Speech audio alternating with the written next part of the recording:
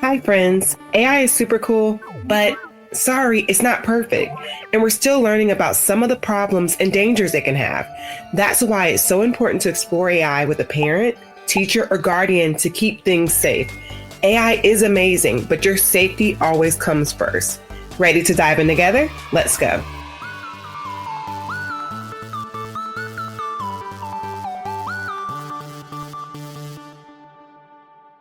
Welcome to the AI for Kids podcast, where playtime, learning, and creating collide bit by bit. Ever wonder how your phone recognizes your face? How does a game learn to get harder as you get better? This is AI. This podcast is designed for kids like you and your human parents, making the complex world of AI easy to understand and, most importantly, fun. So are you ready to unlock the mysteries of artificial intelligence? Subscribe and join us on AI for Kids. Hi, everyone. Welcome back to AI for Kids. Today, we have a super cool guest. Please welcome Dr. Nneka McGee. Dr. Nneka J. McGee is an awesome teacher and researcher who knows a lot about AI and how it can help kids learn. That's exactly what we're here for on the AI for Kids podcast. Can you tell us a little bit about yourself and what do you do? So thank you so much for having me today, Amber. I appreciate the invitation, and please call me Nneka. We're so formal sometimes in academic settings, so I love to connect with people with my first name. I am as you said, teacher first. I am a district leader second. And third, I am a researcher of artificial intelligence in education, also a consultant, which means I give advice to individuals and businesses and school districts about how to implement, and that means how would we use AI in schools in a safe and effective way. So I want to dig in so deep there, but before I go deep with that, I want to ask you a few questions just about your childhood. What was your favorite subject back when you were a kid? And did you always like learning and technology and teaching? So my favorite subject when I was young was anything having to do with math or science, and more so the sciences. I had a computer ever since I was 10 years of age, which is a long time considering my age. But what I loved is that my parents were both educators, and my mom worked at a university where they had these really huge computers. And so I was so excited about these computers that I begged and begged and begged, like, can I get a computer? And I was happy and blessed to want on my birthday to receive a computer. And since that time, I've had a love of computers, of coding, and different aspects of the, world of computers. But at the same time, I also love math, and I actually taught math, middle school mathematics when I was teaching. Oh, so you're definitely in the right place here. If you could build an AI tool, being that you've had a computer for a very long time, I imagine this is going to come easy to you. If you could build an AI tool to solve a problem, what would it do and why? So thank you for the question. And as a part of my work as a district administrator, so I was a teacher, and then I moved up into district administration, which means I served the entire district, a whole bunch of schools. And one of the issue for not elementary or middle school, but more for high school, was what they call master scheduling. And basically what this is when you have to gather all of the students' information and all of the kind of courses that they want to take, which is unlike the other grades where it's kind of set. When you're in high school, you get to have a lot of choices. And what happens is that it's really hard for counselors who usually do the work, or even the systems we have now, to make the system easier for implementation, which means making it easier to use and apply for all of our students. So if I had an AI tool that I could create, it would be a system that would help master scheduling for our students and our staff easier. I didn't even think about that until this moment, like when I was in high school and choosing my options, that someone had to put all that stuff together across all students, across class size. And that's just such an amazing way to use AI. I really love that idea. And thank you for sharing. Hopefully you or someone else can create an AI that does that. Maybe one of our listeners. I'll be the first customer. There you go. See, kids, you have a customer if you want to create that tool. And I'm sure one of these LLMs or large language models or chatbots can help you do that. So I want to jump into some of the stuff around just your background. So you did a big project on how teachers are using AI in schools. Can you tell us why you chose to study that? So yes. So when I decided to go to graduate school, I already had one graduate degree, and this is after college. But again, I was so interested in computers. And once I transitioned into teaching, I started to realize that there were gaps with teaching and technology. So even before you've heard about ChatGPT and large language models, LLMs, artificial intelligence has been around for so long. And so even back then, I started studying artificial intelligence in depth in 2018. And then because I was studying it for so long, I decided I should get what we call a doctorate degree. And as part of that doctorate, I had to do a dissertation, which is a very comprehensive research project and my topic was artificial intelligence in education and how teachers were impacted and how students were impacted. And so basically it's an extension of what when I was younger on a computer coding and didn't realize some of the conversations around me were about artificial intelligence or subsets, what they call parts of artificial intelligence, versus where I was when I was actually studying it and researching it. And at the end of that, I had to present my research in order to get my dissertation approved, which was very interesting because you have to kind of defend your work. And so that was exciting. But at the end of it, I did receive my doctorate degree. And so I'm excited about that. Thank you. That is absolutely amazing. And anytime someone goes for their doctorate degree, I'm always just impressed with the amount of time it takes, the amount of research you're doing, just all the skills you're bringing together. So thank you for even explaining that topic here for the kids, because I think many of them are going to go on to get their doctorate degrees as well. And I think just understanding the process, even at this beginning stage, is super helpful. So within that research, what's something surprising you found out about teachers using AI in the classroom? So the most surprising thing that I found out is how much teachers rely on their colleagues to learn about different topics. And it's similar to how when we were younger in our audience as kids, you rely on your friends for different, things and different questions you have before you may go to an adult or to a family member. And it's the same with teachers. Teachers would much rather learn from the teacher down the hall as opposed to going to a coach or to a principal or to someone else. And I found that to be very interesting when it came to learning about artificial intelligence, because they were seeking out their colleagues before they would try to look for professional development to learn more about AI or any of the other tools at their disposal.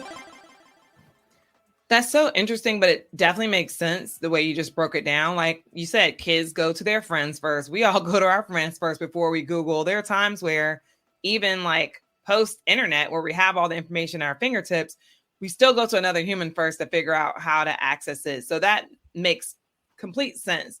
Was there anything else that was either shocking or that you learned that you think is important to share? So I think one thing that is important to share is the importance of ensuring that all students have access to the tools of the future. And I want to talk a little bit about what access means. It's one thing of, like you said, so many of us have phones and we use our phones. And actually what's interesting is that phones, for the most part, have AI systems running them that you'll never see. They run in the background.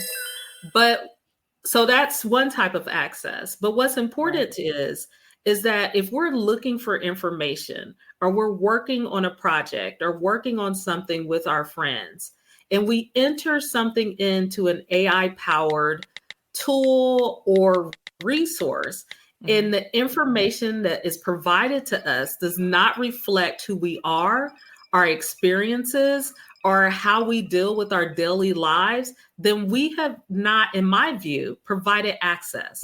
And so it's important that as kids, we remain engaged in the process, because even when you're young, you're engaged in the process for how our future will be. And that's exciting.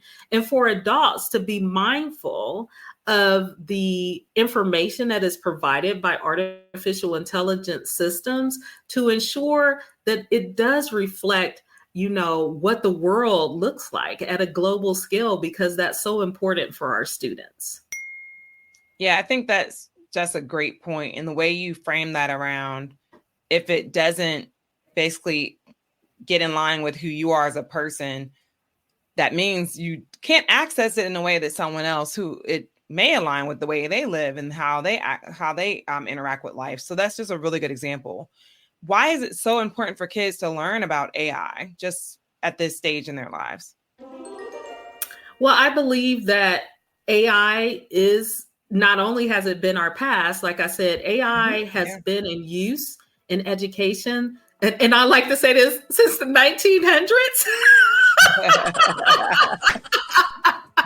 I was born in the 1900s. Right, that sounds so wild. But it's been around for about 60 years. And so when you think about that it's been here for a long time, actually in use in education.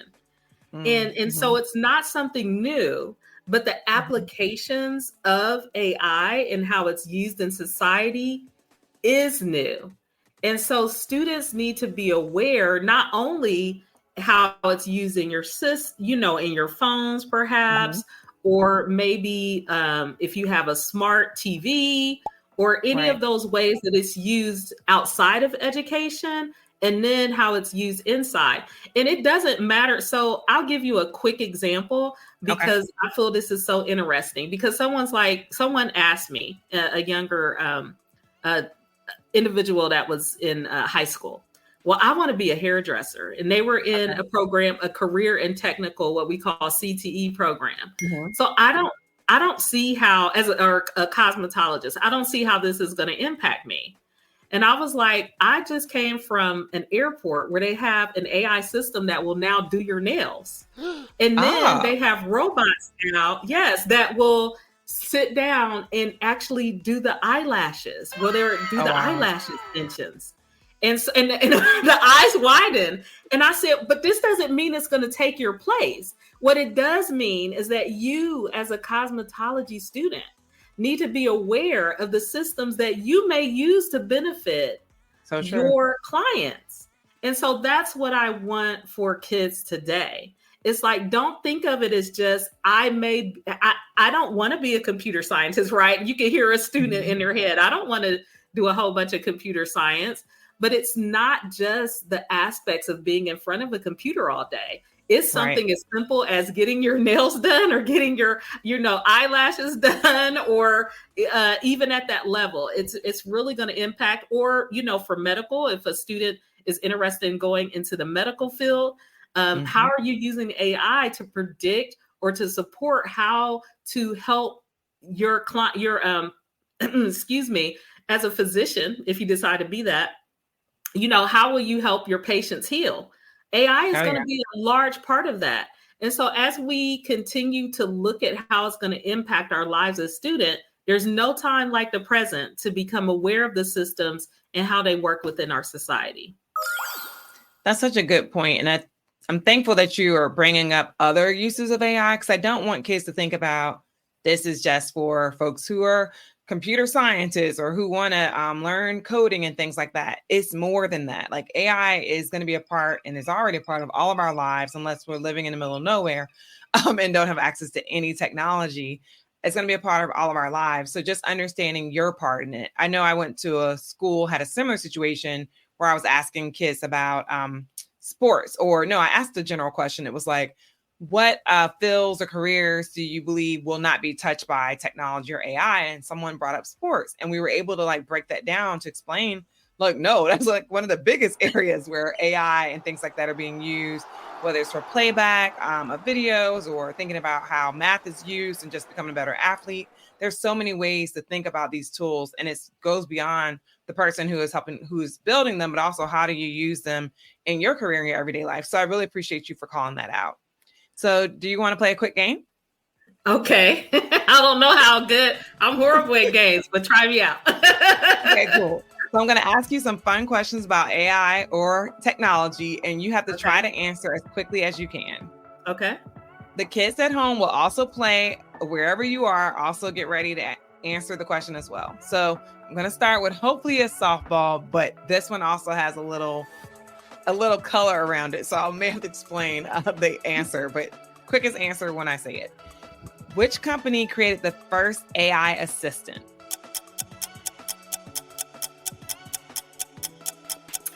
So it wasn't a company, it was an individual. And the system is called ELIZA, and it's from way back.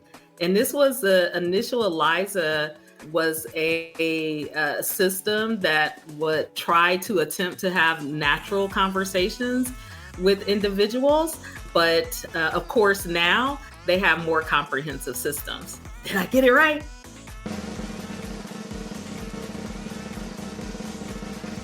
So there's multiple answers to this one. So any of these answers are fine. ELIZA is fine. That's one answer. A second answer could be IBM's Shoebox, which also was developed back in the 60s. That one could do arithmetic, and I think it recognized like 16 words or something like that. And then if you wanted to go to modern day, I was also okay with Siri, which is the first known digital assistant in contemporary form, and it was introduced in 2011. So you're fine with ELIZA as long as you hit one of those. Let's try to make it easy. So there is an answer there. I'll take it. I got 1 point. 1 point. Okay, next question. Kids, hopefully you got that right. If not, now you have a question to quiz someone else on. So question 2, which AI technique is modeled after the human brain?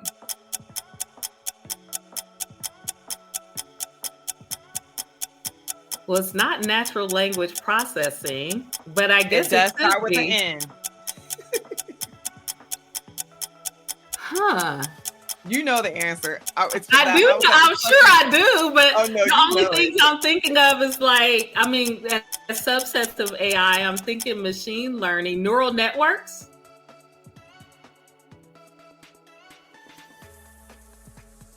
Yes, there you go. Okay. That's what I was saying, the human brain part. Okay, like the brain. I was like, you know this. I was like, she's going to probably overthink it for a second. I was like, you know that. I am. I'm going down the line like, okay, machine learning. Yeah, I was like, she knows this. Okay, all right. I got 2 points. I'm gonna take it. Okay, great. And then last question. This one also going to have a 2-part answer. So what company's AI defeated the world champion in the game of Go in 2016?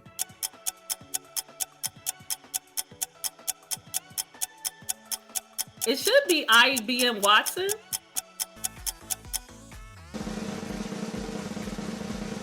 No, that would have been my first thought. This one was Google DeepMind. Oh, yeah, that was the other one because the time period. That's why I was like, I don't know if she's going to get the 2016 part. But yeah. So I do want to add a bonus question for you and our listeners. Do you know the name of that AI?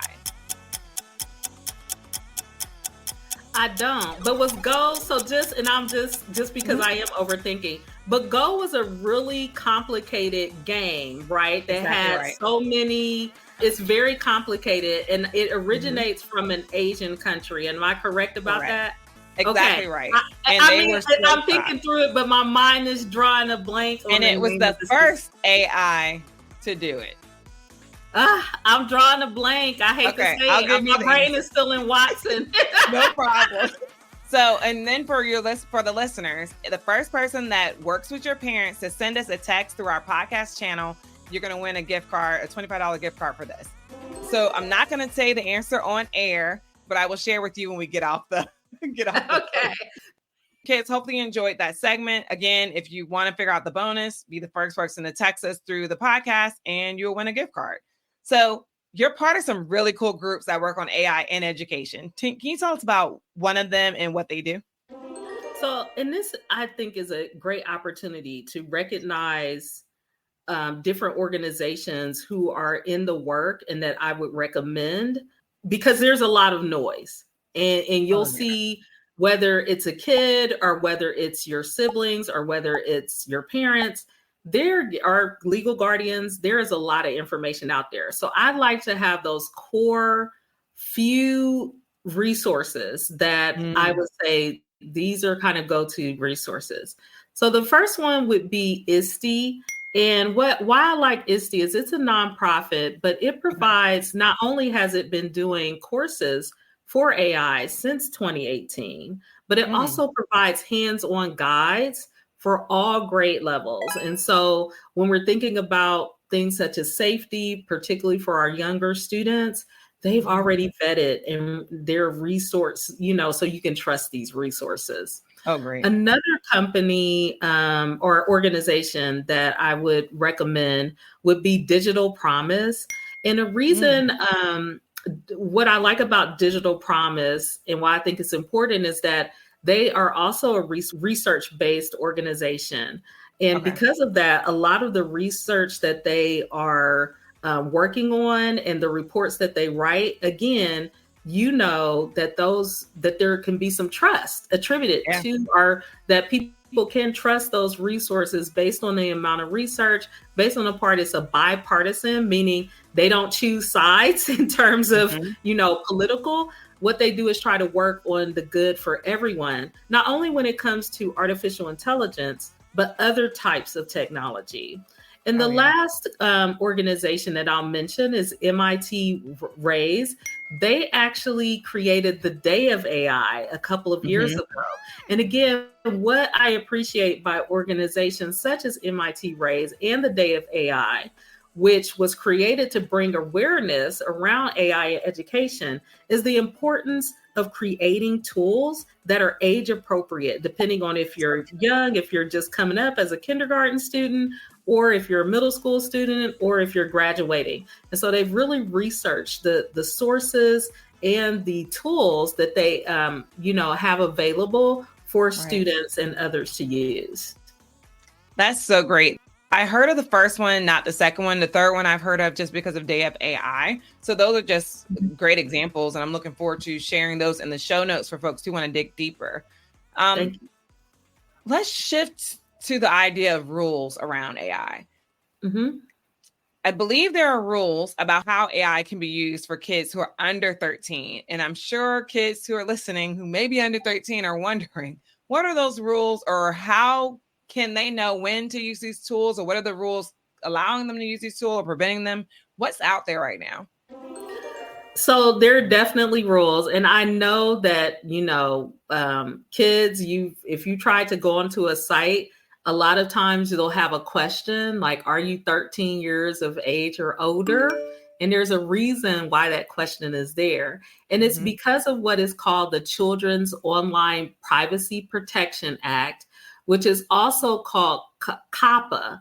And that law actually states that companies and organizations that have certain technology tools, if you are 13 years of age or younger, that you must have explicit. That means your parents must give their consent or agreement for you to use that technology. And explicit means it's not just a blanket, like every tool you can use. They have to understand that it's for that particular product. And so that is what COPPA is for and why it is used.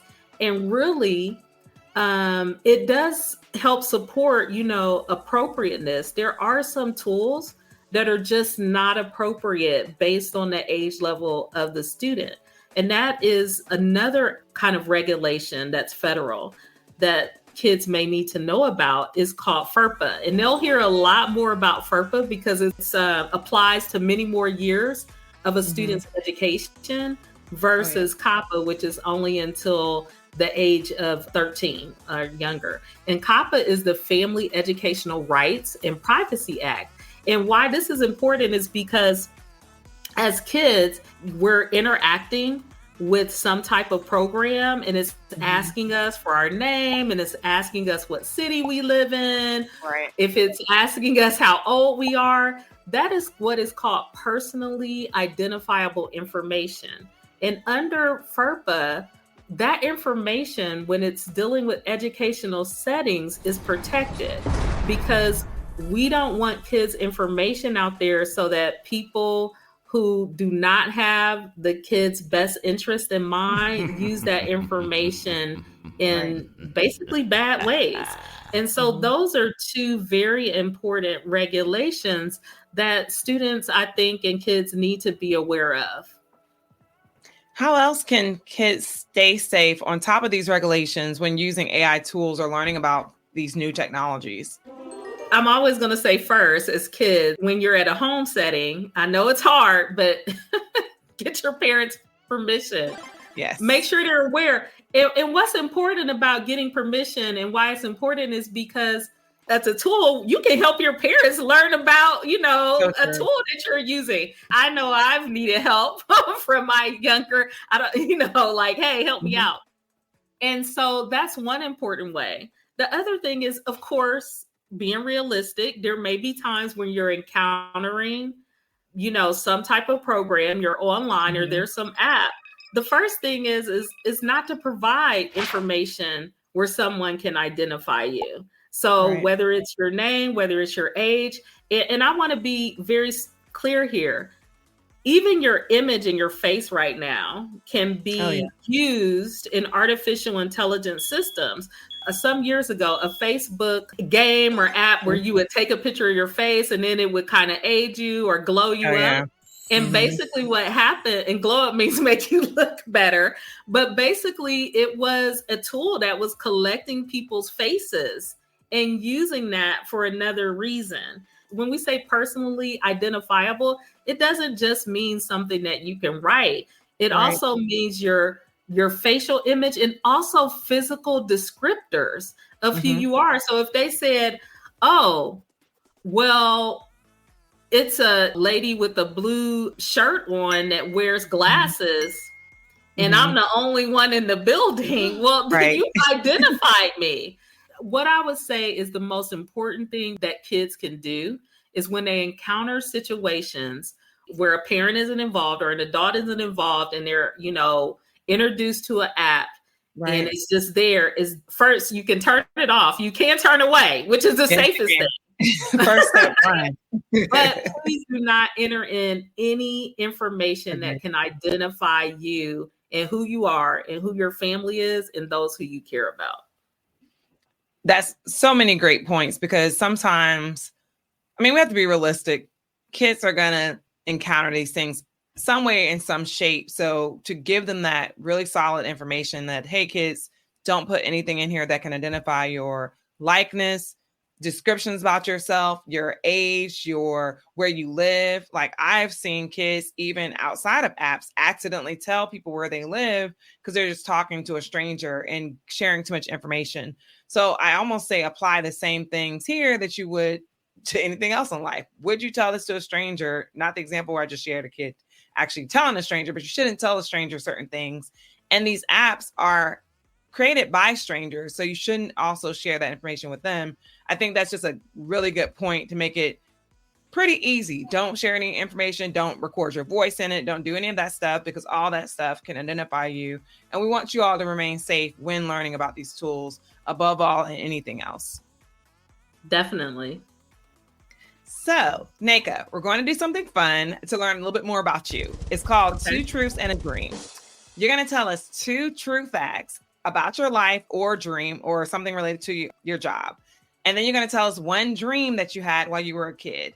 We're going to take time to guess which one was a dream. Please try to avoid your bio, because otherwise I cheat on accident and the kids can play at home, but I will likely know the answer. So feel free to mix it up. Are you ready? Okay. Yes. Okay. Go for it. Okay.